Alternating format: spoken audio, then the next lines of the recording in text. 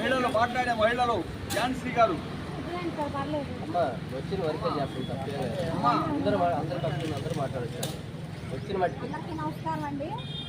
ఈరోజు మేడే కార్యక్రమానికి అందరం ఇక్కడ సమావేశంగా కూడి ఉన్నందుకు నిజంగా చాలా సంతోషం.